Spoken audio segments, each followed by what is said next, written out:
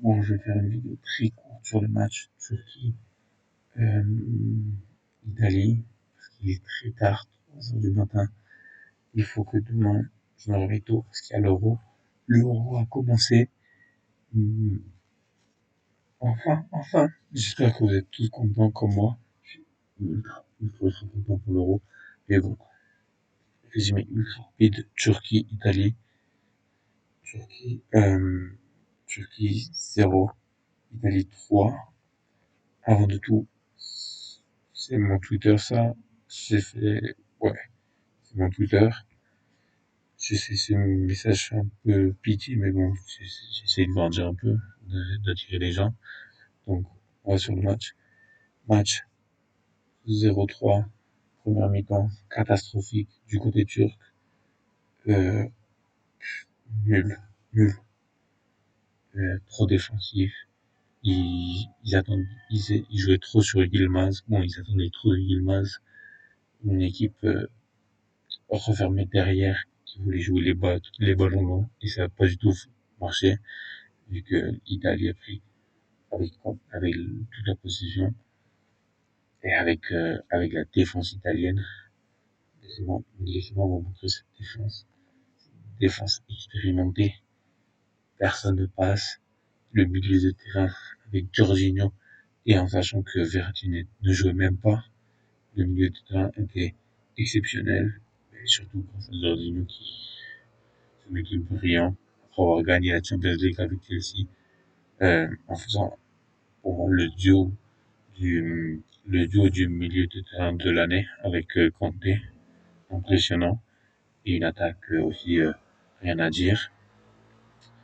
Euh, quoi d'autre? Turquie décevant, j'ai dit.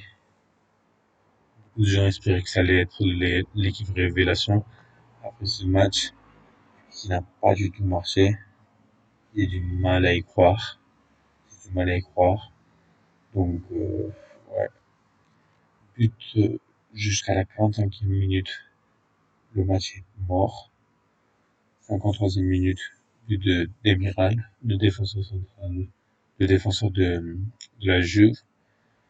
Et là, j'ai eu l'impression que le match s'est activé, surtout du côté italien. Ça a commencé à créer encore plus d'occasions. Ça a fini par rentrer avec le but d'Immobilier, un but de rebond.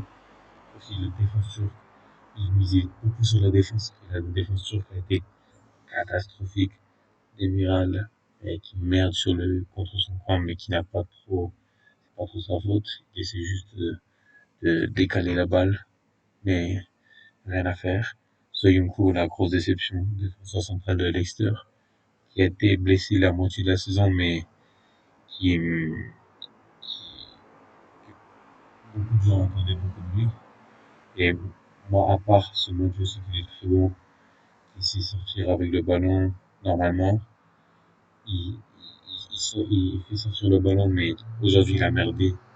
Il a perdu le ballon beaucoup de fois. Bon, catastrophique. Catastrophique pour l'équipe turque en général. Le seul qui a pu se sauver, bon, Yilmaz n'a pas eu trop d'occasions, n'avait pas trop d'aide, de hors-jeu, de perte de balle, un peu décevant. Mais c'est surtout Under qui est rentré par Yassiti, c'est comme ça qu'on prononce, le joueur de Lille, qui a essayé, qui a joué trop au milieu et pas assez offensivement, alors que c'est un joueur qui peut jouer euh, très offensivement. Mais vu que le sélectionneur turc a préféré jouer derrière, Yazici n'a pas profité de ses qualités offensives. Du coup, il devait courir entre le milieu de terrain et l'attaque trop. Le sélectionneur a compris, il a merdé. Il l'a changé par Under, qui a fait un très bon match, très rapide, sur le côté gauche au début, je crois, et après plus sur le milieu, mais qui a donné beaucoup de vitesse, qui a eu une occasion, je crois, qui a eu la seule occasion turque, peut compter comme occasion, et ouais. Et bon, match décevant turc, match très bon italien, qui me fait penser que l'Italie a des chances de finir top 4 parce qu'ils ont des chances impeccables, impeccables. En plus, sans Verratti, du coup, avec Verratti dans le milieu, très très bon, et attaque impeccable. Et bon, ici, on peut voir les stats, hein. 63 possessions pour l'Italie, 24 tirs comparé à 3, 0 tir cadré pour la Turquie. Bon, je vais pas m'attarder, il est 3 heures du matin, je vous laisse sur quelques images, défenseur de la Juve, qui met le but contre son camp.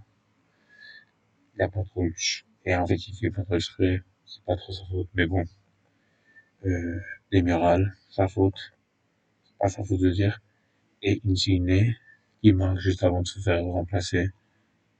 Il est très petit, ce mec, c'est un nain, mais il est très fort.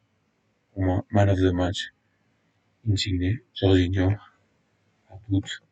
Suivez-moi sur Twitter, abonnez-vous à YouTube. Peace.